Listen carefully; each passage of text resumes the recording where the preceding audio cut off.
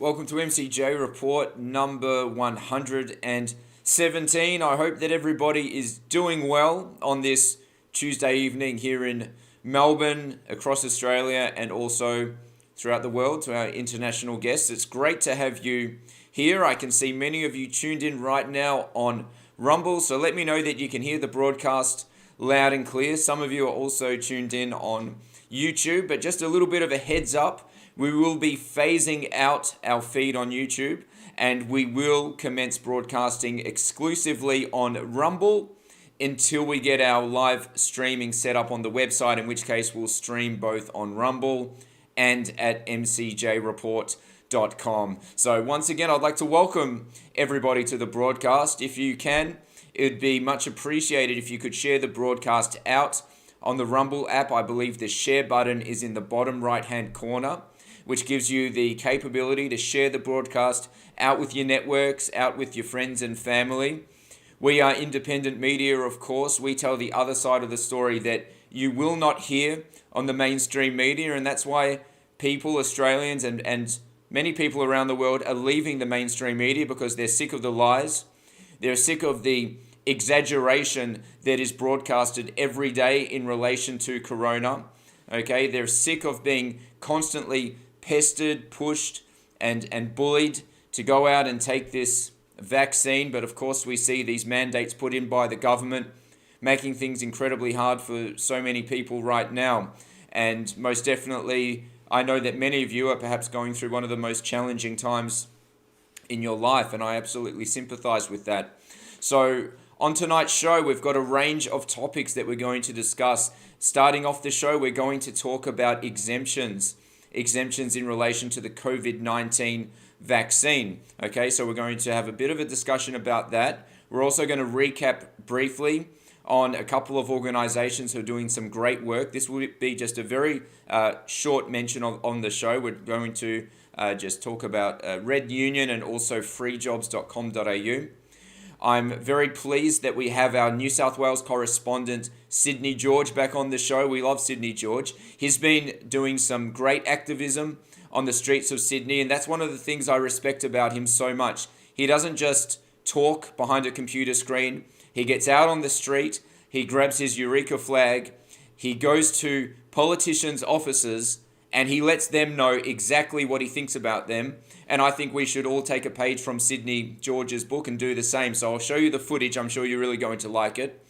Also on tonight's show, we welcome back our Western Australian correspondent, Matt Dillon. Matt's been doing a great job over in Perth, standing up for his rights, the rights of his family and his community. So we're very happy to have him back on the show. And last but not least, we have a 30-minute interview with the great Craig Kelly. That's right. So we speak about all matters United Australia Party, the state of democracy in our country, the misconduct of police in our country, but particularly in Victoria. And of course, we discuss the horrendous mandates that are being enforced by governments all throughout the country. So that's what's in store for the show this evening, ladies and gentlemen. Go ahead and make yourselves comfy. The show will go for about an hour, maybe a little bit longer. We're not really too strict on exactly how long MCJ Report goes for when we broadcast. So if you can pop up the show on your telly, then please grab a drink, pour yourself a drink. Hey, at least Dan Murphy's is not closed, right?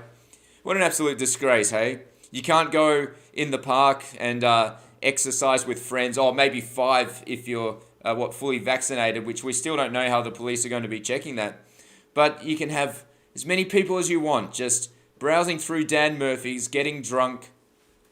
Maybe the government would prefer that we just drink ourselves into a state of oblivion every single night so that we, detach from reality, detach from the incredible injustices that are being inflicted on so many. I'm yet to work out the logic behind it.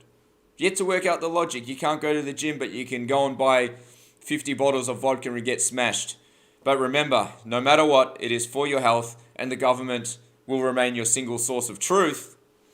At least that's what the Prime Minister of New Zealand, Jacinda Ardern, would have you think if you didn't question her authority. Is that even the right word? I don't think these people have any authority on us. That's why I said it before and I say it again.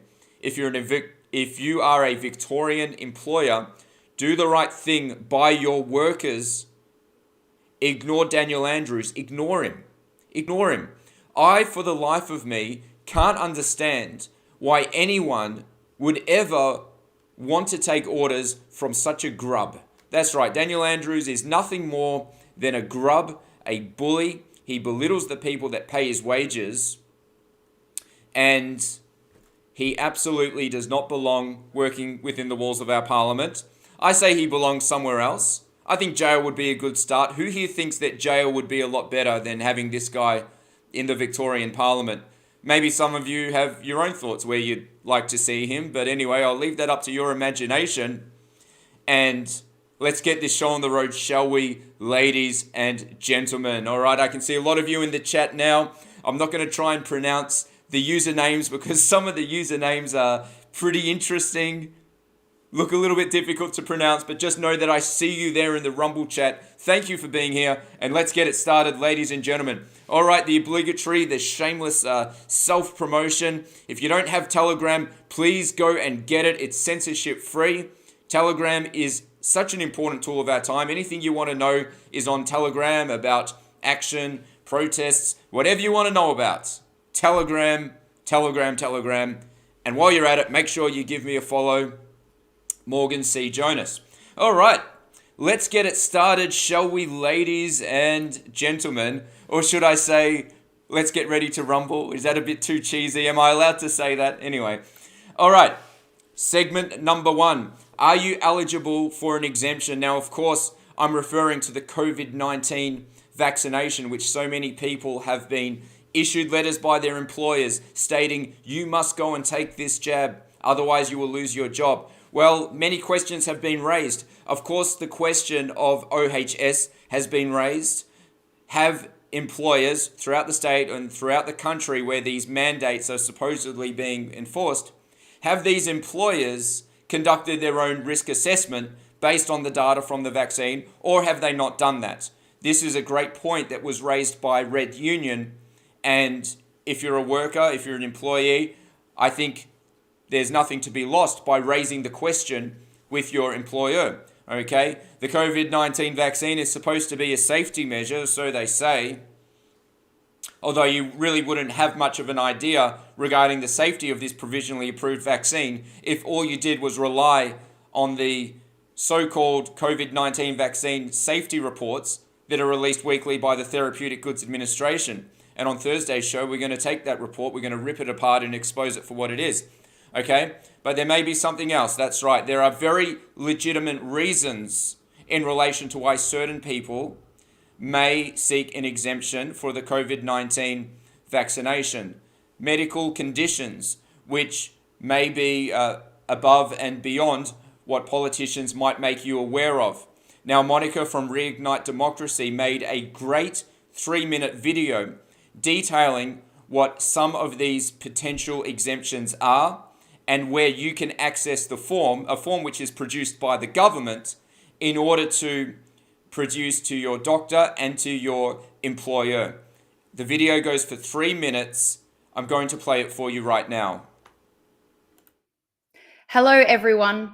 This video is a really important one for those of you who are feeling severe anxiety at the concept of having to get a medical procedure or lose your livelihood and not be able to pay the bills and feed your family. There is a legitimate reason for you to have an exemption if you are feeling extreme anxiety. Now, I'm going to show you exactly how to do that. This is not a loophole. This is absolutely legitimate, and it's all done through the immunization registry. And severe anxiety is not a joke, and it is a real thing that people are feeling right now. Let me show you exactly how to do it if this applies to you. Now, in the description of this video, there is a URL there that will take you to all the information to help you out. Please share this with your friends who are feeling the anxiety that I'm speaking of. So basically, it will take you to, I've just uploaded these documents into a drive. Now, here is the document here for the Australian Registry. Like I said, this is a legitimate thing. This is not a joke. People are actually feeling this way. You know, you have a young family, you're a construction worker, and if you don't get this medical procedure, you won't be able to feed your family. Of course, this is going to cause severe anxiety, which is a legitimate reason to have an exemption from this medical procedure. So when you look at the document, on the left-hand side is your personal details. On the right-hand side, you have the exemptions. Now, under number 6, you have a temporary exemption. Now, what this is called is it is called acute major anxiety caused by the threat of the vaccine. So you click temporary and you can put a date in there. Now you need to consult with a doctor about this so you can discuss a reasonable time frame for you to have an exemption. Now below that you'll see the medical procedures that we are referring to, and of course if it is about the ones that are ticked here, then you tick those things, you finish filling in the form, you go to your doctor and you get them to sign it and verify it, and then you fax it to the immunization registry, and it is absolutely legitimate. Now, I would like to point out that you are protected with this form, and so is the doctor. They are just doing their job. Imagine that you are having suicidal thoughts at the concept of getting something that you don't want to just because you want to feed your family. This is happening all over Australia, especially in Victoria. This is absolutely legitimate. So the doctor is protected. You are protected. Now, it usually takes about 10 days for this form to appear in your MyGov account. So basically, you fax it away, and within 10 days, you should have clarification of this. Now, I know that some mandates are coming up very soon for this medical procedure, but I imagine that if you can prove to your employer that you are undergoing this process, that should be a way to at least wait until the 10 days to get the clarification. So as I said, this is absolutely legitimate. It's not a loophole. It's a real thing. People out there in Australia are feeling acute anxiety from the threat of having to get a medical procedure that they perhaps don't want to. So good luck, guys. Please share this with any friends that are having difficulties. And just remember, there is hope. And don't let them think that you are broken, because you're not, and we are not. And there is definitely hope. Good night and good luck. Okay, so thank you for that explanation, Monica. Now I'm going to just pull up on the screen here the page that Monica was referencing. So as you can see, it's on the Reignite Democracy Australia page. And if you scroll down, the form is here that you can download and fill out in consultation with your doctor. Okay, so I'm going to put that in the chat of Rumble right now. All right, so it's in the chat. Now, I say that it's a very legitimate reason for seeking an exemption, and it might be something worth investigating if this is a dilemma that you're facing at home. All right, now let's keep this moving along, shall we, ladies and gentlemen? So let me just, okay, something's going on here. Yep, that needed to go. All right. Also, if you've put your foot down and if you've said that no matter what, you're not getting the jab, even if it costs you your job, and I know that many of you have made that stand, it is most definitely worth checking out freejobs.com.au. I can see that the website has been updated actually since we last covered freejobs.com.au on the show. I'll give you a bit of a look. So here's the website right here, and we have a whole lot of jobs being posted all around the country: software developer, wellness advocate, administration, letterbox distribution, hairdressing, barista, customer service, retail sales, general practice, doctor, state manager, general manager, chiropractor, physiotherapist, barista, motorcycle technician, occupational therapist, psychologist. So we have all types of jobs here, all sorts of jobs, regular jobs, professional jobs. So once again, if you're an employer or an employee, I certainly recommend that you check out freejobs.com.au. And also Red Union, I believe they're doing good work. They are representing people, and unlike many of the other well-established unions, which have essentially thrown their members under the bus, Red Union is doing something to push back. So if you'd like to get in touch with the people at Red Union, it's redunion.com.au. And there's one other thing that I wanted to speak about just before we get into the interviews. And one of you brought this to my attention, okay? This is from the Federal Register of Legislation. I know this seems sort of random. It says here, His Excellency, the Governor General, directs it to be notified for general information that he has revoked the appointments of the Honourable is very, very debatable, by the way, Scott Morrison as Minister for the Public Service. Someone said, well, does that mean that Morrison is stepping down? No, it doesn't. It just means that he's taking off one hat. That's right. He wears many hats, Scott Morrison, but he's taking off the hat of Minister for the Public Service. Scott Morrison, still the Prime Minister, for better or worse. All right. So just wanted to clear the air on that one there. All right. Now, all right. Who here knows this guy? Sydney George. That's right. Our New South Wales correspondent. He's back giving us updates from New South Wales. Put in the comments, by the way, if you're tuned in from New South Wales. George has hit the streets to demonstrate his opposition to the mandates in New South Wales and also to express his disappointment in their new Premier, Dominic Perrottet, who talked a lot of big talk about freedom and stuff like that, but now that he's in office, it seems that he's very likely to backtrack on some of the values that he espoused in the past. So I've got a little bit of a clip here, a bit of street activism from George, and then I'll play the interview for you. So check this out. I think that it's awesome.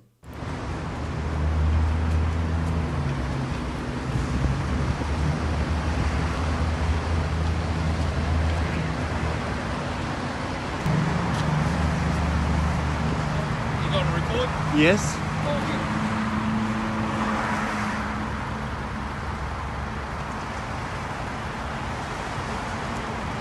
Ladies and gentlemen, we're just here at Top Ride.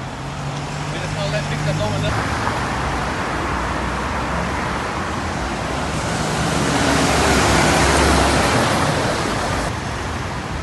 So Victor, so Robert Menzies will be rolling in his grave to see how you trashed the Liberal Party brand name. My fellow Australians, the only way to stop this medical apartheid state happening here in Australia is vote Labor and Liberal last. That's the only way to stop this nonsense. Freedom was always yours. It was never the government's right to take your freedoms away. As Dominic Perrottet said, you were born free. It was not the government's right to give your freedoms. Because what they have said that people cannot go to work unless they are vaccinated. And that is a forced vaccination. What a disgrace. What a sick state this country is in. Well, I can tell you, now's the time to do something about it. They have to be booted out. They've got to go. Vote for Craig Kelly. Vote for anyone that is planning to do something about this. Now, there are other ways of dealing with this crisis without lockdowns and forced vaccinations.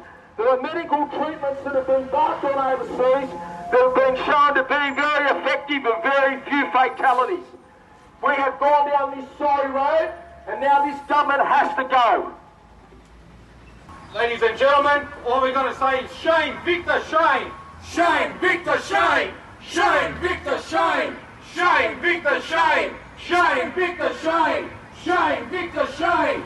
Shame, Victor, shame! Shame, Victor, shame! Shame on Victor Dominella, the member for Ryde. You're far from honourable. There's nothing honourable about you, Victor. You're a disgrace, absolute disgrace to the Liberal Party. You're a disgrace, you're the servant of the people. How can you be the member of customer service or the Minister for Customer Service and Digital when you don't serve the interest of the New South Wales people? Shame, Victor. So there you go, Sydney George in action. That's what he loves to do. I've joined George in the past over the years. That's right. We've been out on the streets. Actually, Sydney George and myself, we protested in that type of manner out the front of Bill Shorten's office at the past federal election. That's right. We protested as people were lining up to maybe vote for Bill Shorten. So we thought that maybe we could show up and help them change their mind. But then, of course, we got Scott Morrison, and Scott Morrison didn't turn out to be so great. So awesome work there by Sydney George. And this just goes to show that all you need is a sign and a megaphone, and you can go down to your MP's office, speak your mind, get somebody to film it, send it to MCJ Report, and I'll play it on the show. How good is that? Send us an email, mcjreport@protonmail.com. How about that? I mean, I absolutely love it. It's great. Okay, so I've got an interview with George now where we discuss a little bit about the state of affairs in New South Wales. I'd say sad state of affairs, but not quite as sad as Victoria, but not great by any stretch of the imagination. I'm going to play that for you right now. All right, we are joined here once again by Sydney George. George, welcome back to MCJ Report. Tell us, what is going on the streets of Sydney this morning? I'm going on the streets of Sydney. They like to call it Freedom Day. It's not Freedom Day, it's Medical Apartheid Day, especially with these vaccine passports that the member for Ryde wants to introduce, Victor Dominello. So how's this Freedom Day, Morgan?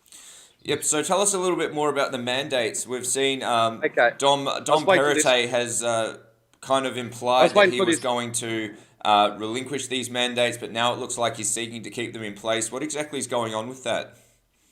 What we want is more action, a bit of less conversation. Talk is cheap. Dominic Perrottet said he wanted all us to be free, like we were born free.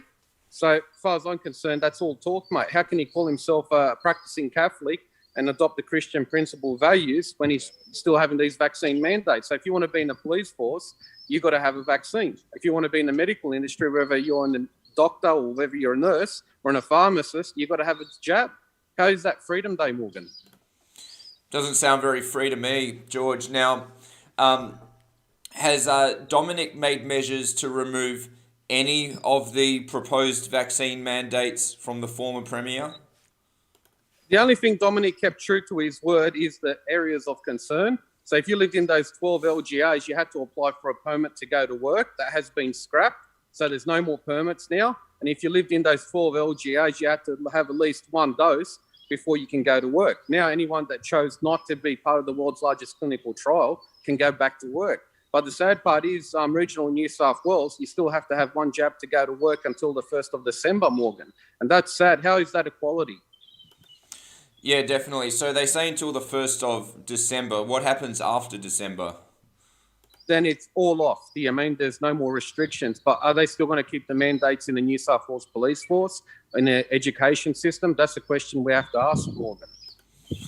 Okay, rightio. Now, you've been pretty active this morning, George, and I believe that you've been to some other offices. Whereabouts have you been?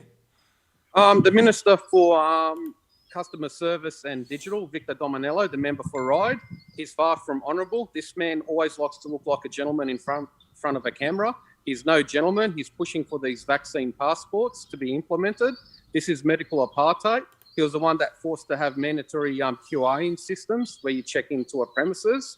This is far anything from the Liberal Party value system. They're only Liberal by name only, Morgan. Okay, fair enough. And what's your message for him and those like him? We went in front of his office, doing a bit of activism with the megaphone and a few placards. We had the Eureka flag. I love the Eureka. And we told him what we reckon of him. And he ought to be ashamed of himself for pushing these vaccine passports, Morgan. This is medical apartheid. This is not medical freedom. This is not Freedom Day. Yeah, definitely. And there were multiple stops for you this morning, right? And you were at somebody else's office as well. Is that right?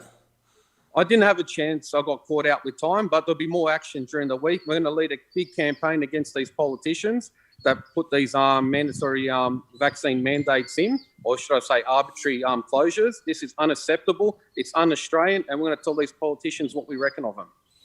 Okay, perfect. Now, do you have any other messages for the people of New South Wales right now who are perhaps feeling concerned and confused about their future regarding all these mandates? They can't force you to. As the Prime Minister says, we don't have a mandatory vaccination program, and we have to hold him to his word. So if the states are implementing that, we just need to speak up. Don't be quiet. We've seen what happened in the remnants of Hitler's Nazi Germany when people didn't speak, and see what happened to the Jews of Nazi Germany. They got rounded up. The trade unionists got rounded up. Anyone not part of the Nazi party got rounded up, and we see that happening in China as well and other communist regimes. So stand up for freedom. Our regional brothers and sisters in New South Wales, we're standing for you. Stay strong. Dominic Perrottet can't force these mandatory vaccine mandates for you to go back to work, hanging there till 1st of December. And to our Victorian brothers and sisters, stay strong against this corrupt Dan Andrews. He can't do this to you, all right? Keep standing up, and I'm proud of you guys down at Victoria, all right? Stand strong. Thank you very much, Sydney George. We hope to have you back on the show really soon. Thank you, Morgan, and thank to our audience. Thank you. Thank you very much, Sydney George. And by the way, let me ask the question, how good is Sydney George? What a great dynamic he brings to the show. George, we love your work. Keep at it. Keeping the bastards honest, and we're looking forward to having you back on the show really soon. Now, I saw a couple of you in the chat asking, where do I get an MCJ cap? I'll be updating the MCJ merchandise store really soon, so thank you very much for asking, and for sure in due course I'll drop a link for anyone that would like to grab some MCJ merch. All right, let's keep it rolling along, shall we, ladies and gentlemen? Okay, so Matt Dillon has returned for his second appearance on MCJ Report. So first and foremost, welcome back, Matt. Matt has been outspoken, standing up for freedom, civil liberties, and standing against the tyrannical demands of the Premier of Western Australia, Mark McGowan, who I would describe as unhinged, absolutely unhinged, a person who is so far separated from the common man and woman. Once again, just another example of somebody that has absolutely no business serving in public office. Matt has been active at protests, and he told me there's actually a protest taking place in Perth on the weekend, so I certainly wish everybody the best for it. I hope the police don't use the same type of antics that we see here in Victoria, as in, smashing people's heads in, beating people with the barrel of rifles, but we're not going to get into that. I have here an interview with Matt. It goes for about 9 minutes. We talk about everything Western Australia. I'm going to play it for you right now. All right, we are joined here once again by Matt Dillon from Perth, Western Australia. Matt, welcome back to MCJ Report. Now, let's just get stuck straight into it. We're seeing some very outlandish demands from your Premier over there, Mark McGowan. We see a range of different vaccine mandates being rolled out. Some very, in my opinion, they're all very, very questionable. But we've seen actually Year 12 graduates being imposed with a mandate to go to schoolies. Can you talk to us a little bit about what's going on over there? Yeah, that's right, Morgan. If you want to attend Schoolies Week this year, you'll have to have at least one dose to attend the official end-of-year leavers celebrations in Dunsborough. Yeah, which is quite disturbing. Yeah, it's very disturbing. Now, can you talk a little bit about the other demands, the timelines? I know that there's mandates put out for people in the mining industry. What's going on with all that? All right, so the first mandates we had were for the healthcare workers. They came in tier 2, October the 1st. Tier 2 was November the 1st. Everybody to be fully dosed by December the 1st. And last week, Mark McGowan announced that all FIFO workers need to have at least one dose by December the 1st. Now, that's 140,000 plus workers. And how is it being received? Is there a lot of pushback in the community, or what's going on? Yeah, I've already noticed on Facebook and Telegram, new pages being set up. So there's a Facebook page called WA Workers Against Western Australian Government. So they're fighting, well, they've got everyone on board. So FIFO workers, healthcare, they're fighting for everyone, much like you and me and, you know, our other like-minded people are trying to do. As I've discussed with you, my wife falls under one of those mandates, and she has until the 1st of November to have her first dose. And I'm not too sure what she's going to do. Yeah, it's a very it's a very disturbing time for a lot of people. A lot of people put in a very difficult position. Is there any action taking place maybe in the legal arena that you think looks promising over in your neck of the woods? Well, G&B lawyers have been in discussion with some of the FIFO guys to work out how they proceed with the case. As we know, it takes a lot of money to get one of these things off the ground. So just going to see how it rolls, really. You really need people to come on board. We need as many people out this Saturday at the rally. We need big numbers. We need people that were sitting back thinking, oh, shouldn't go. You need to come out and support. You really, really do.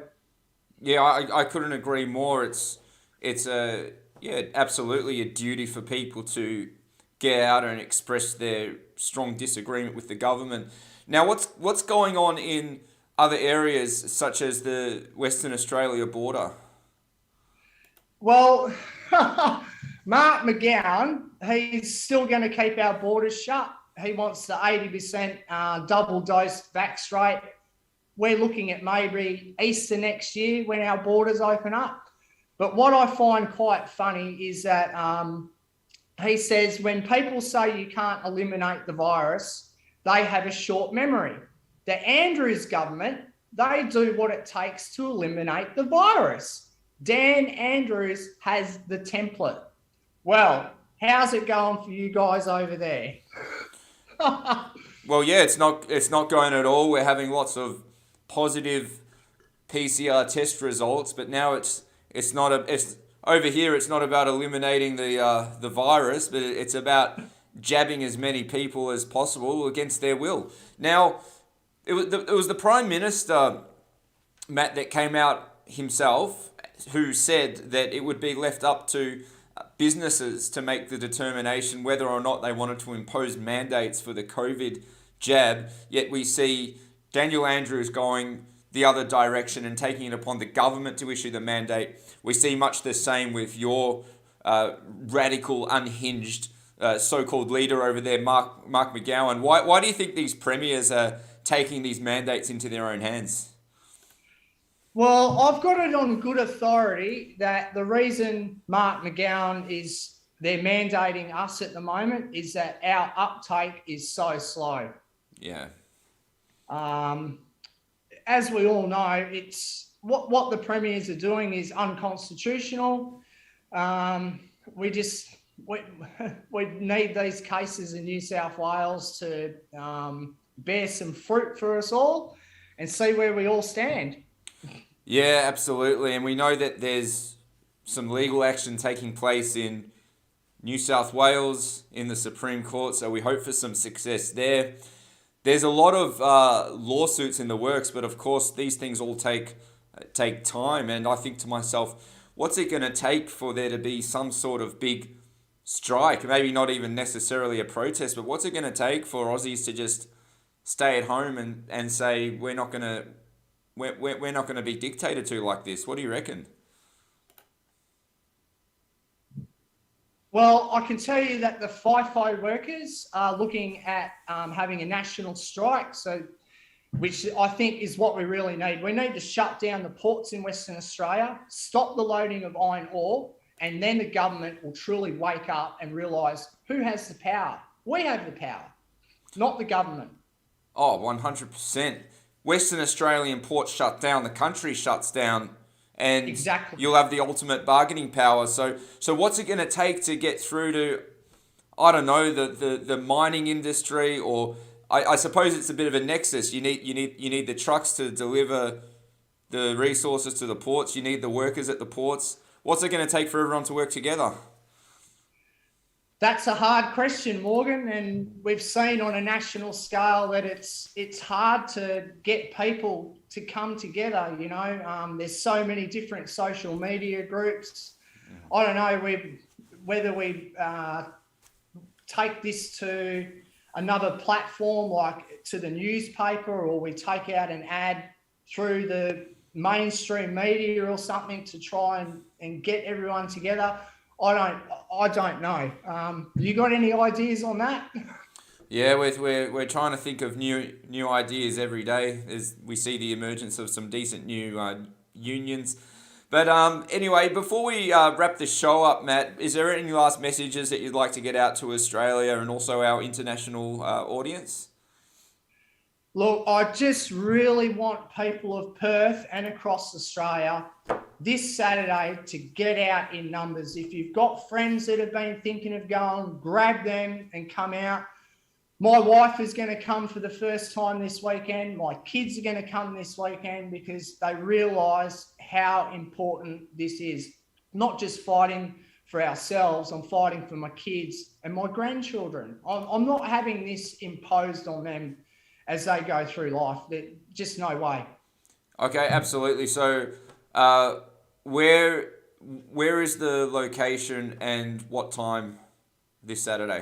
So 12 o'clock in Forest Place in Perth City, which is where we had our last rally.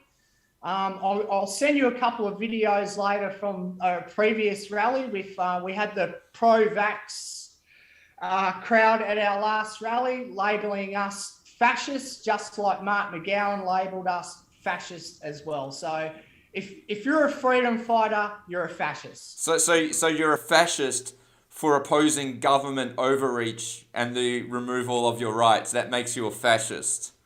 Exactly. It boggles the mind, doesn't it? It absolutely boggles the mind. I mean, who are these people? Unbelievable. Tyrants, that's what they are. My goodness. All right, well, Matt Dillon, you're doing a great job there. So this Saturday, if you're in Perth, go out, make your voice heard. Don't let the government trample on your rights. And Matt Dillon, we'll do a recap after the rally to see how it all went. So thank you very much for your time. Awesome. Thanks, Morgan. And thanks to your viewers. And stay strong, everyone. Thanks, mate. I'll chat to you soon. Bye. Cheers, buddy. Thanks a lot. All right, a big thank you to Matt Dillon. Matt, thank you very much for standing up and making your voice heard. I wish you and everybody in Perth the best of luck for this Saturday at the protest, and we hope to have you back on the show really soon. All right, ladies and gentlemen, the main event of the evening is upon us. That's right. Now, let me ask you a question. Who here knows this guy? Of course, you know who it is.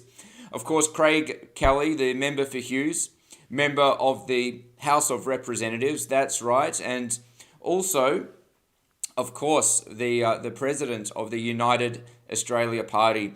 I was fortunate enough to sit down over Zoom with Craig Kelly today to discuss everything to do with the United Australia Party, the very sad state of affairs here in our country, but also to talk about some solutions to these tremendous problems that we're all facing.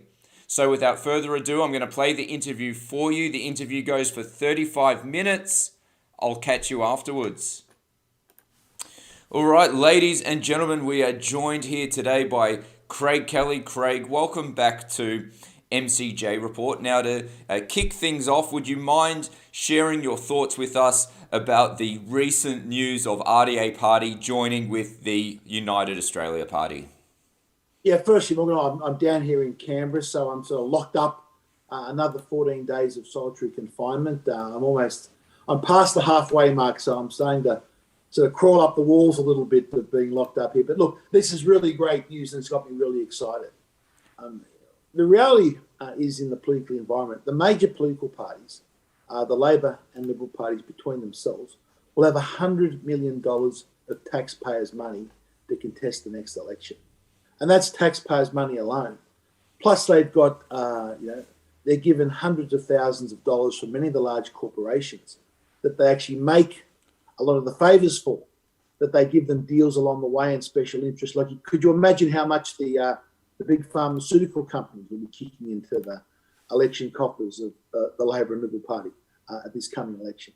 So with that weight of money, it makes it very, very difficult for a new minor party to compete, especially with all the red tape that you need to do, the election regulations. They make harder and harder the number of members you need to have a registered political party, the forms you need to fill out. You need a substantial, well-financed head office. Now, the reality of life is a lot of the minor parties that have sprung up and said, look, we're going to take this on and fight. Look, I give them all the best, and they should continue going, and they should continue fighting, absolutely. But the reality of life is it's the United Australia Party that's got the real chance to make a difference at that next election. And I just think with Reunite Democracy, Monica's done great work at building it up to where it is. And now this is a chance for it to go to the next level, to make sure that everyone that I was speaking to Monica, she said there's many people from Reunite Democracy that were thinking about putting their hands up to run as a candidate at the next federal election. Well, I'm asking them to put their hand up. We've got calls out for the United Australia Party, for candidates. Put your hand up and run under the United Australia Party banner, because we'll have the resources to support you. We'll have the absolutely massive advertising campaign.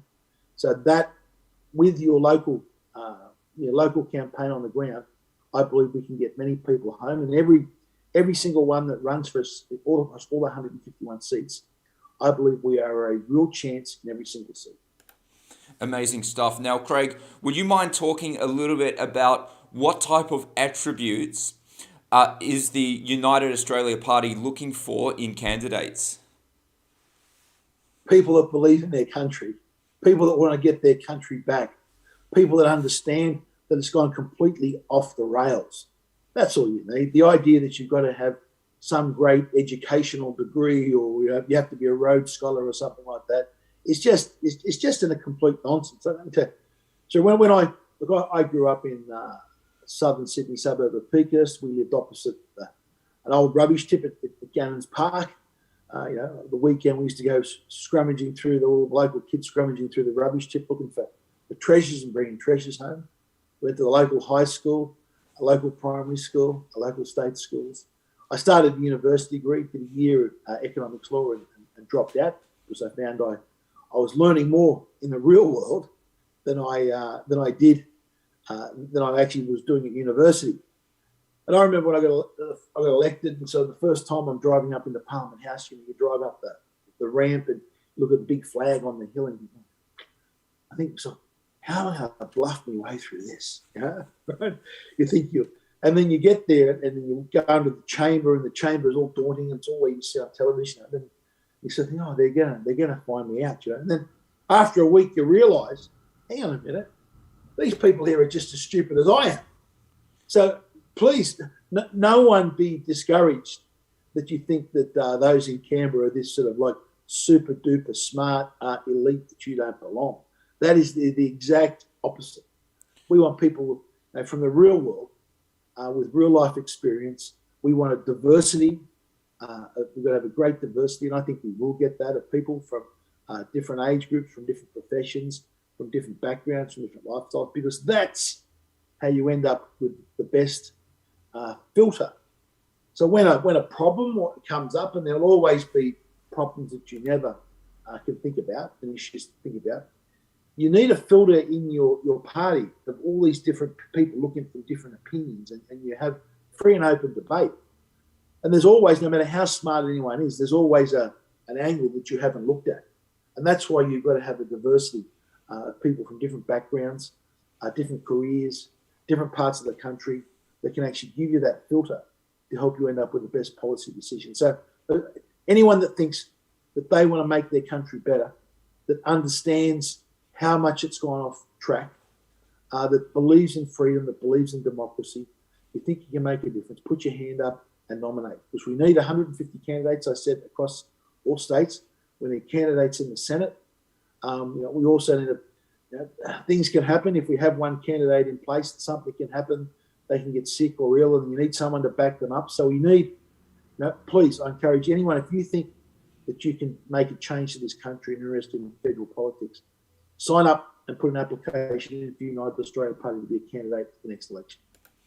Excellent stuff. Now, Craig, I suppose that when we look at the type of characters that usually work within the walls of our parliaments, we see people who are very well spoken, very well presented, and one could make the argument that creates maybe a misconception that they're actually more capable than what they really are. Would you mind sharing with us some of the most common issues that you personally find with many of the current sitting members of Parliament? Look, I wouldn't go over the top with that very well presented and very well spoken. I think that's giving some of them. I'm giving them too much credit, maybe. That's giving some of them a bit more credit than what you've got.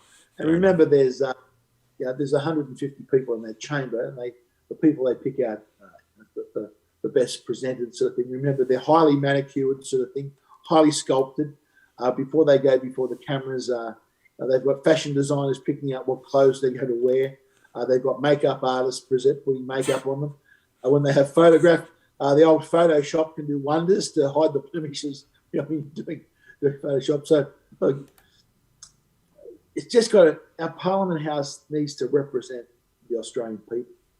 You've got to have a representation of all different walks of life there, and that's what makes the Parliament stronger. So please, there isn't a person in Australia that thinks that, hey, this is beyond me, or I can't do this, or everyone's. It's not this super duper bunch of elites. I can tell you. In fact, in many cases, it's the exact opposite.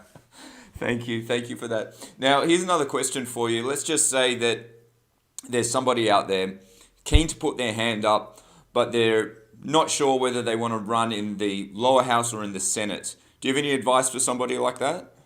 Yeah, look, I would recommend firstly look at your lower house seat. Okay, so these are geographically based seats across the country. There's the Australian Electoral Commission, the AEC have maps. So the first thing to do is find out what electorate that you actually live in, because it's far better if we have candidates that actually come from the local community. You want local candidates to represent local areas. Now, I'll give you a great example of what Labor have done, the exact opposite of that.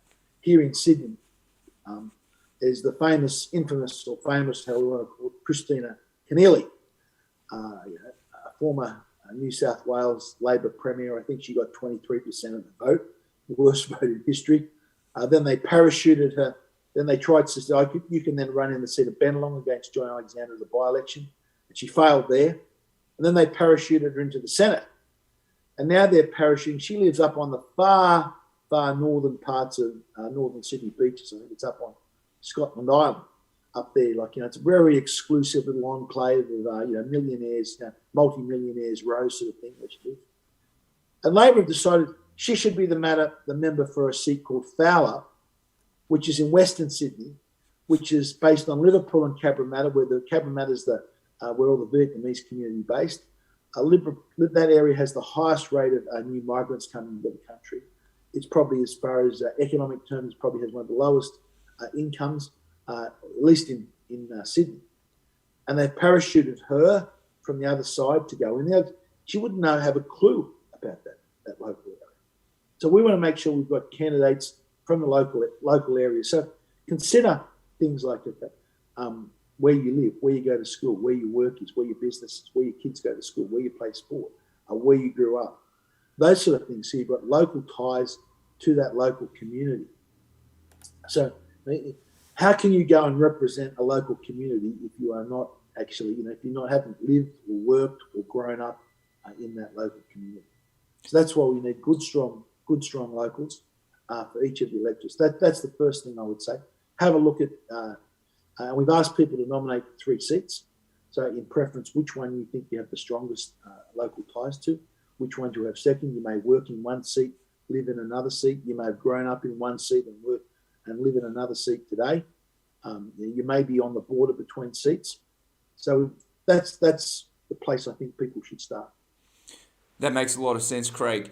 Now that leads me on to another question. I think when we look at certain ministers that we have in our country, whether on a federal level or a state level, we tend to see ministers filling a role of which they have no prior experience. Whether we're looking at the health minister walking around in a lab coat, and you take a look at his history and you realize this guy's never spent a day working in health in his life, or a police minister that's never had any real involvement with police. Would you mind having a bit of a talk about this? Because it seems that a lot of these ministers are playing musical chairs, and it has a lot of us scratching our heads thinking, well, hang on a second, this person's talking about health, but he's got no history in health. What's the sort of stance of UAP in relation to that? That's one thing that always has puzzled me, why it is that way. And it's because you have a political class that wants to run the country. Now what you need, every minister has a department. And the minister's got to know enough. If you're going to be an effective minister, you can just be a manager and let your department run everything and make all the calls and decisions. A lot of these bureaucrats, what I found over 10 years in Parliament, every decision they make is to centralise more and more power in Canberra, to give themselves more and more power and create bigger sort of like little fiefdoms for themselves. So you need ministers that can argue against the department. And when the department comes with some advice, you've got to be able to say, no, that's wrong, I disagree. Now, to do that, you actually have to have some idea of the areas that you are talking about. Now, this is what's always amazed me. You're right, you have a health minister that knows nothing about health. You have a small business minister that knows nothing about small business. You have a science minister that knows nothing about science. You have an agriculture minister that lives in the city. That's what Labor had for many years. Yeah, his idea of agriculture, he might have had a couple of tomato plants on his porch. He's the agriculture minister.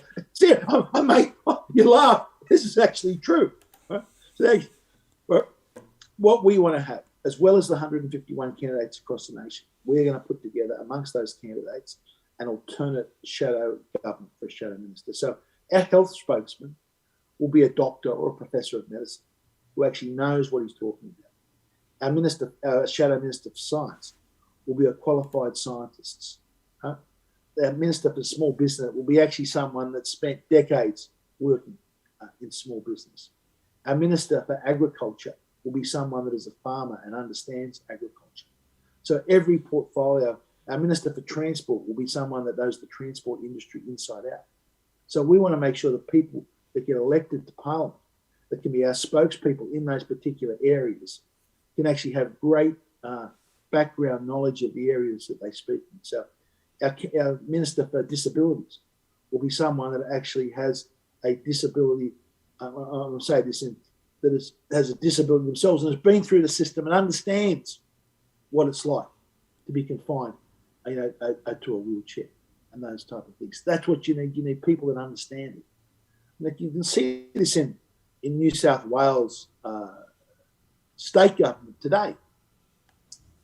Police ministers and ministers in Victoria, police ministers with no idea of the police. So we want to, and especially sort of in small business in New South Wales now, the New South Wales government, to make small business basically be a policeman at their door, to say the vaccinated can come in and the unvaccinated have to be sent away, shows a complete fundamental misunderstanding of how, or not misunderstanding, just lack of knowledge of how small business works. Everyone in small business knows, it's your goodwill with your customers. You've got to look after your customer base. And what to think that they're going to stand there at the door and turn customers away. This is just, these people in New South Wales will probably have no idea whatsoever about how the operation of small business. And that's why you see these disastrous decisions being made time after time after time. Definitely.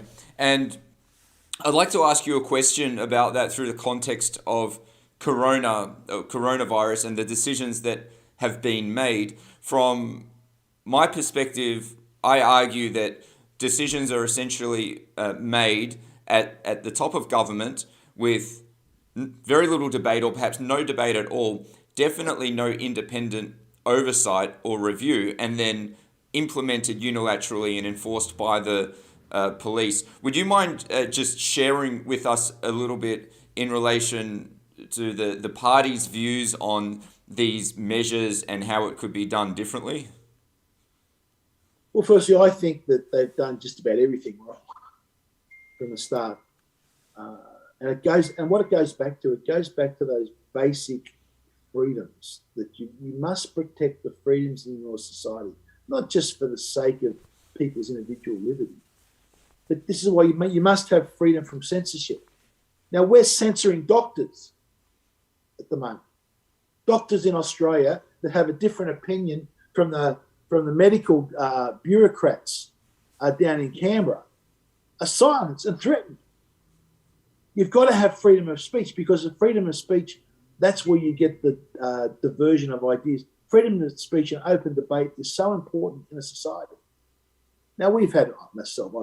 I've been silenced. I've been censored from what I can say, and it's turning out most of the things that I've said, almost over time, everything I said will turn out to be correct, or at least, and when I said was at least a valid opinion that should be discussed. And even if those opinions are wrong, you're far better to have people say it, get it debated, and get it debunked, rather than just let it float around there and either. So freedom, you've got to restore freedom from censorship. One of the policies that we will have is that anyone that is a big tech platform as opposed to a publisher, and that's where the distinction comes in.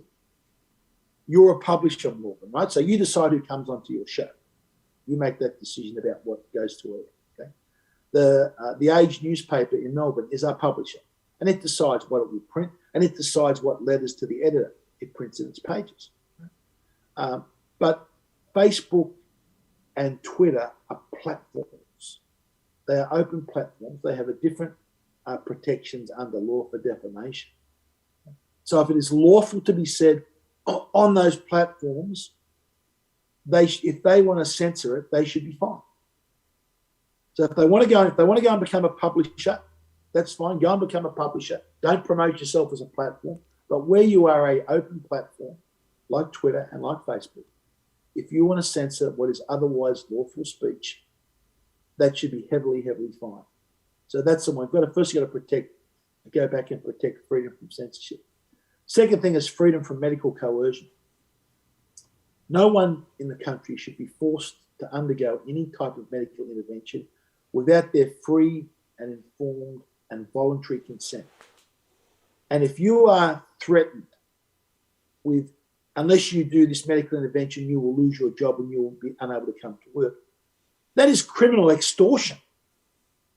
And that is what Dan Andrews in Victoria and Perrottet here now and Berejiklian before her, they are engaged in medical extortion.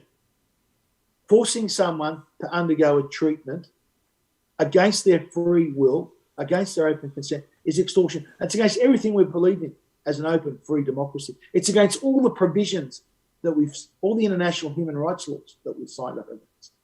So that's what we'll make sure that happens. We'll also want to have a freedom from police injustice. To see in our country police firing rubber bullets into the backs of unarmed protesters, like, this is just, I'm still in shock about some of those things. And to see a police officer take I don't know whether it was the butt of his rifle or it was pointed. It was a barrel of his rifle, to spear it into someone's spine as they're laying defenseless on the ground. Are you kidding me? That is assault. But what shocked me it just as much, not those scenes, but the fact the political class refused to condemn them. The only person in Victoria that condemned them was Bernie. The only member of Parliament that condemned them was Bernie Finn. And they all had a pile on Bernie Finn. Like what type of weak, spineless jellybacks are down there in the opposition in Victoria that can't call out and say, this is wrong. This should not be happening. This is over-policing. This is overzealous policing. This is assault. But Bernie Finn's the only man down there that called it out in politics. And other than David Limerick and the Liberal Democrats. I'm sorry, David. My apologies. But no one else in the Liberal Party would call it out because they're all a pack of jellybacks that are too interested in, we can't say anything that will upset Dan Andrews. Until these people realise you've got to take Dan Andrews head on, call him out for the thug and the bully and the out-of-control dictator that he is, and argue against those points and why that is making turn Victoria and Andrews reign for one of the greatest cities in the world to this dystopian thing you would expect to see in a Mad Max movie, all happened under Dan Andrews' reign, and the Liberal Party can't call it out. What a spineless lot that they are. So that's one thing. You've got to have the freedom from policing justice. And there's, even though the state policing, policing is done on a state level, there's several things that we can do on a federal level to make sure that we get justice back in our police system. Especially we've seen the misuse of the bail conditions as well. We saw that with Monica, and we've seen that in many other cases where the Parliament or the legislature sets what the maximum penalty for a particular offence would be. And they decide whether that is a jailable penalty or you can pay a fine. Now, in many cases, especially in Monica's case, the maximum penalty that she could have faced for what she allegedly did was a fine. But yet the way the police worded the bail conditions, she could have gone to jail. So the bail conditions are tripped up. You've got abuse of these bail conditions for political outcomes. And that has to stop. That has to stop. You cannot have the police abusing the bail system for their own sort of devices and to act as a political tool of the Victorian Labor Party. Absolutely. And you've really covered so much there, Craig. So many of the issues that we're very concerned about, of course, to the forced medical interventions. Take this intervention or you'll be out on the street looking for a new job. But hey, there are going to be no new jobs because all the jobs are going to require that you take this intervention. Yeah, the heavy-handed policing, and I can tell you from first-hand experience, it's a very horrible experience. I was there on the ground when bullets started flying. There were canisters being fired, explosions going off, people crying, people bleeding, people with their heads cracked open. It was, and then to see the representatives who were, we thought representative of the people, not calling out the police violence, but actually praising the police for their response. As a voter, as a taxpayer, as an Australian, you just feel absolutely betrayed. And I think I'm not alone in those sentiments. So my question to you is this: if Australians do nothing, if we stand by whilst the government forces these medical interventions, whilst the government turns a blind eye to police misconduct, abuse of bail conditions, we see a very tight relationship between the media and the government, really controlling a monopoly on narrative. If we all stand back and say it's not my problem, where do you see this country heading over, say, the next 10, 20 years? A very, very dark place. And when you talk about those freedoms, Morgan, it's not just about personal liberty as well. When you have a society where you have those freedoms of free speech, free movement of people, and free commerce across borders within Australia, and you actually have a wealthier society. You create more wealth in that society. One thing we've got to remember that the wealth that we have as Australia as a society is not fixed. It's not just a matter, this is why I see so many politicians on the Labor side, and even now on the Liberal side, both the same. They think the wealth of the country is this sort of fixed pie. It's just a matter of how we cut the pie up. Well, that pie grows and shrinks depending upon the policies that you have. And when you strangulate people's freedoms And when you force businesses into closed lockdowns, and why would anyone go and invest in a business in a cafe when you're seeing what can happen when they can close you down like that and you can lose everything? We've got to have the society where people's freedoms are protected, so they've got the confidence to go out and invest in new ideas and new businesses and new methods of production, new media ideas, and all those things that make this, that improve, and say, hey, you know what? You remember everything we have in our society today, everything is where someone has said, hey, hang on a minute. I think the way we're doing it now, there's a better way of doing it. That's where you get the improvements and you create more wealth when you have those freedoms. So it's just so important that if we want to progress as a society, and we all want to have more money. Remember, as government, we don't have a cent. Right? There's only two ways we can get money. We print it, which means the money is actually worth less, so that doesn't achieve anything. Right? We borrow it, which means we're stealing it from the future that future generations have got to pay off. We run a debt up, right? Just like running up debt on your credit card. Or we tax it. Now, the taxes you provide help provide services to people. But if people are creating you've got to create more income and wealth in the society. And that gives you the ability to have more money for schools, to have more money for hospitals, to have more ambulances on the road, to have greater facilities for kids with disabilities. To do all those things, you've got to have a society that's actually growing and increasing its wealth. And that's why freedom is also important as well, not just liberties. And that's what we've got to protect. Now, if we continue the way that we are going, remember, we already have $1 million worth of debt. Right? $1 trillion debt is 1 million millions. That's how much the federal government has in net debt that has an interest bill on. Now, interest rates are at record lows now. Those interest rates are going to go up. And it's just like with your credit card. You got a credit card, and all of a sudden your credit card, imagine if you're paying your credit card off at 2 or 3%, and all of a sudden your credit card interest bill multiplied by 5, how it would be. That's the risk that we face going forward. Understand. Now, the strengthening of the police that we've seen on the this is not going to just get worse and worse. Absolutely. And I'd like to ask about wealth creation. When I look back on maybe the past few decades here in our country, and I examine some of the trade agreements that have been forged, I see a trend over and over again of foreign interests and corporations being put in front of Australian interests. I see Australian industries decimated overnight because the government of the day, with their trade minister, decided to sign an agreement with another nation to undermine our local industries, our producers, often destroying businesses that held a great Australian legacy behind them. Is there anything you can comment on the state of trade in Australian industry and perhaps some of the views that United Australia Party has on that front? A lot of these,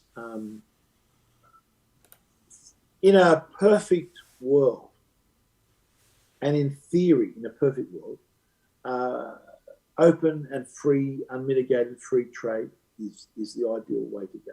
But that's in a perfect world. But we do not live in a perfect world.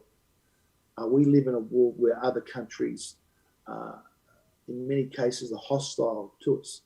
They look at the resources that we have. Hang on a minute, we'd like some of those for ourselves. Right? They look at the space that we have in Australia and say, well, why you've only got 20 odd million people living in such a big land space. We know throughout history that there's hostilities break out between nations. We know other nations don't play fair and don't trade fair. So we can't go in as naive patsies and open ourselves up clearly. We've got to moderate the importance and value of free trade with our own national strategic interests. Like at the moment, we have a real issue that we are not fuel sufficient. A break to we're relying on so much imported fuel into this country. Now, that puts us at a great strategic disadvantage. We've got to also make sure that we've got one thing that I think we really need to work on is to make sure that young Australians have the opportunity to get into the housing market. But the idea, when you compare the price of real estate in Australia to that in the US, to get in there, it's just absurd. Like, in Sydney, you need $1 million to go and buy, probably Melbourne, so $1 million for the average house. Like, we've got to create more opportunities for young people to get into the housing market, and you don't do that by letting so much foreign buyers come into the place and scoop up big tracts and parcels of houses. The housing market is very complex, and there's no one simple solution. But we've got to open up supply. We've got to increase the viability of living in regional areas. We can't just sort of fence places off. Like, I'm down here in Canberra, and you see everyone's living in these tiny little postage stamp of houses, and there's hundreds of square kilometres of open land all around the place. We've got to make sure that kids are like what we are doing by forcing a generation of kids to live in high-rise apartments is to their physical well-being and their mental well-being. Is any wonder we have so much problems with mental health today, where kids are locked up in these high-rise apartments where they don't have a backyard to run and play. They're sitting at home on the lounge all day, playing on their computers because they don't have a backyard to go out and play and run in. Because someone's decided, everyone in Australia should live like a battery chickens in high-rise apartments like they do in Hong Kong. But these are the problems that we need to tackle. It's an enormous job to do it, but it all starts back with restoring people's freedoms. Absolutely, and I think to restore people's freedoms, we need members of parliament that actually care about people's freedoms, which is what you're trying to achieve. Now, Craig, before we wrap our discussion up for today, do you have any words for the people of Australia and even our international audience? We also have an international audience that tunes into the show, and many are your supporters as well.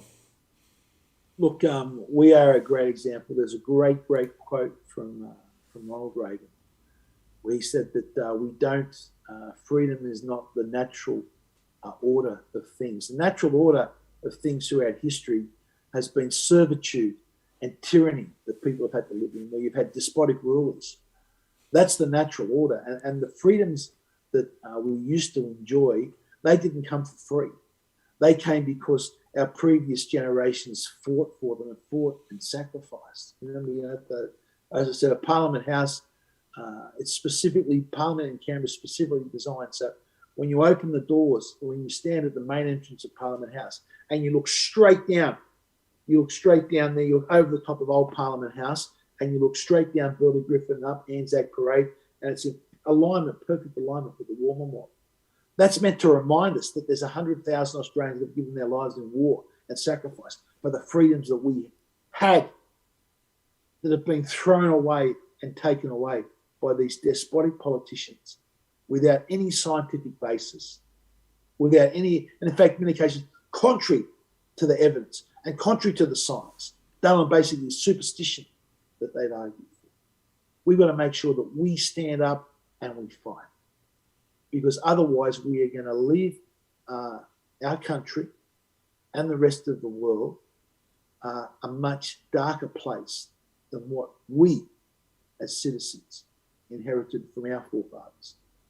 It's now our turn to stand up and fight and argue the cause, and we've got to do that. Even though the protests are still illegal, we're fighting in the courts. So we're going to fight them in the courts. We're going to fight them in the political system. It's the political system is where ultimately we have to win, and that's why this next election is just so important. We've got everything lined up. We've got the resources and the financial firepower for the United Australia Party. We've got already 65,000 members strong. People can see that the duopoly of the Liberal and Labor Party, the damage that they've done. So I really think, Morgan, this is it, mate. This is it. We've got to get in there. We've got to fight. We've got to fight like our lives depend on it, because they do. I love those words, Craig. I'm down for the fight. I know that so many Australians are. So thank you. Thank you for doing what you do. You're a great Australian, and we hope to have you back on the show really soon. Anytime, Morgan. Thanks Good again. on you. Thank you so much, Craig. All right, a big thank you to Craig Kelly for jumping on MCJ Report again. That's right, that was Craig's second appearance on the show. Craig and Clive are doing tremendous things, so I give my full support to the United Australia Party, and wherever you are in Australia, I encourage you to get involved, become a member. Come election time, we're going to need so many people delivering flyers to letterboxes, manning booths, scrutineering. That's right, we're going to need people putting their hand up to volunteer in the count room to ensure that votes are counted the right way and that there's no funny business and that sort of thing.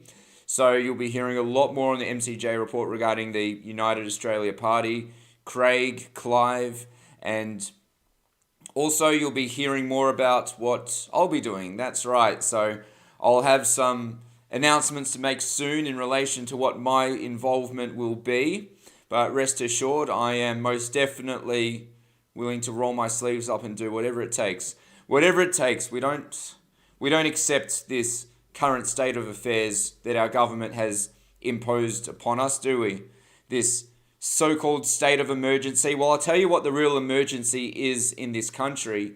It's the fact that our parliaments are lined with talentless politicians that have no business serving us, and that's why we have the emergence of the United Australia Party to make a change. That's right. So I say that UAP has the biggest chance of making an impact in this country, and that just about wraps us up for that particular segment of the show.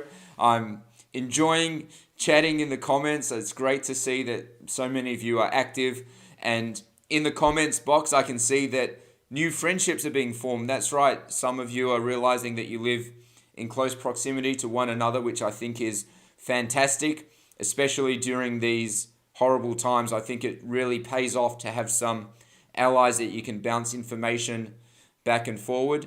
It's so disgraceful what's happening.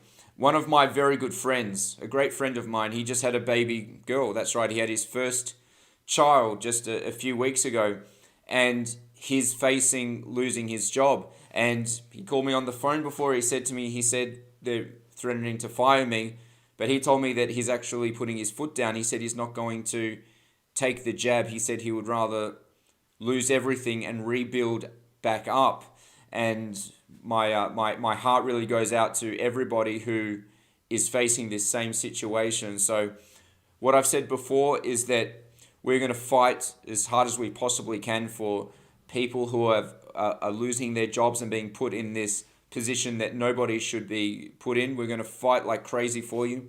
We're also going to fight for people who, of course, did take the jab, not because they were scared of COVID, but because they wanted to preserve their income and to do that for their family. So our first priority, of course, will be fighting as hard as we can for those that are losing their job and losing everything, but we're going to fight for everybody. That's right, because nobody should be subjected to participating in this experimental medical intervention just for the sake of living a decent life. Okay, so from my perspective, I suppose I'm in a bit more of a fortunate situation because I'm self-employed. But I tell you what, I see things planned like the Melbourne Cup. They're predicting 10,000 people, 10,000 vaccinated people. I won't be going anywhere near that. And for those of you who have taken the jab, I urge you to not attend these events either. Why would you want to go? Why would you want to attend an event knowing that your fellow Australians do not have that same liberty? That's where I'm coming from. If you've taken it for your job, etc., I can understand. But just to participate in everyday society, I'd rather live in a hut somewhere. We don't need the Melbourne Cup. We don't need these sporting events. The way I see it is that it's all for one and one for all. Either we can all go and enjoy these things, or I don't think anyone should. So, like David Limbrick, for instance, he went and took the jab, and that was his prerogative. But he is making a statement by cutting up the vaccination card and taking a stand against the measures of the government to prohibit members of Parliament from entering unless they show their papers. So David Limbrick said, "That's where I draw the line," and I respect that. We don't want to live in a divided society, a two-tier system. It's absolutely disgraceful. And I mean, there's so much that we could talk about, isn't there? But anyway, ladies and gentlemen, this just about takes us to the end of the show. If you'd like to sign up to my free newsletter, you can do so on the MCJ Report website. That's mcjreport.com. In the top right-hand corner there, you see join our newsletter. Also, if you're able to, if you'd like to support the show, you can click on the donate button. That's mcjreport.com/donate. Now, I always say this, if you're in a difficult financial situation or if you're facing losing your job, I would much prefer that you do not contribute to MCJ Report. Please look after yourself first. But of course, MCJ Report has expenses. We want to grow. So anyone that would like to stand alongside this mission of independent media and getting the truth out there, every bit helps. It's mcjreport.com/donate. And that would be much appreciated if you can, of course. No pressure. All right, ladies and gentlemen, so that just about brings us to the show. A bit of a long show this evening, an hour and 20 minutes. I'm going to wrap it up, so I'd like to thank everybody who has watched the show on Rumble and on YouTube, and I can see so many people active in the comments. I think it's fantastic, and MCJ Report will be back tomorrow at 8 p.m. Australian Eastern Daylight Time. That's right. I'll catch you guys then. Stay safe.